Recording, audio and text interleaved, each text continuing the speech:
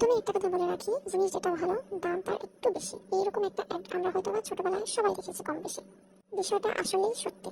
আমরা এত কষ্ট করে এত নিখুঁত কারুকাজে এই যে প্রোডাক্টগুলো বানাই, এগুলো কিন্তু এমনি এমনি দেখতে সুন্দর লাগে না। এগুলোর পিছিয়ে আমাদের পরিশ্রম, আমাদের নির্ঘুম রাত, আমাদের না খেয়ে থাকা, আমাদের ঘন্টার পর ঘন্টা বসে বসে কাজ করা, আমাদের চোখের উপর প্রেশার এবং হাতে হাজারো সুই গুঁতা তো আছে।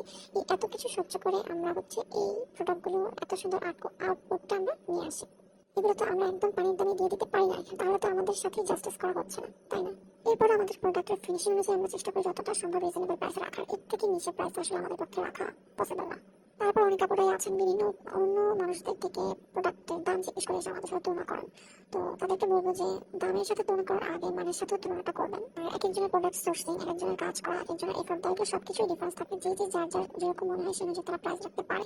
এখানে একজনের সাথে আরেকজনের তুলনা করাটা আসলে আমার কাছে মনে হয় না, আমি মনে করি এটা যুক্তিযুক্ত। আমরা বাজারে যখন পোশাক কিনতে যাই, থ্রি পিস বা বাচ্চাদের পোশাক, এক দোকানে এক এক প্রাইস, এক দোকানের ডিজাইন অনুযায়ী, এক দোকানের কাপড়ের মান অনুযায়ী এটা এক রকমের প্রাইস। তো এটাই আমি আর কি বোঝাতে চাচ্ছি যে যার যার কাছে তার তার এফোর্ট, তার তার সোর্সিং, তার তার কি সবকিছু অনুযায়ী প্রাইস স্লাইটলি ডিফারেন্ট হতে পারে। সবার প্রাইস সেম হতে হবে এমন কোনো কথা নেই। এরপর বাদ বাকি যেটা থাকে সবকিছুই হচ্ছে আপনাদের উপরে। আপনারা দেখে শুনে আপনাদের যেখান থেকে যেরকম মন চায় কিনবেন, বাট তুলনাটা প্লিজ করবেন না।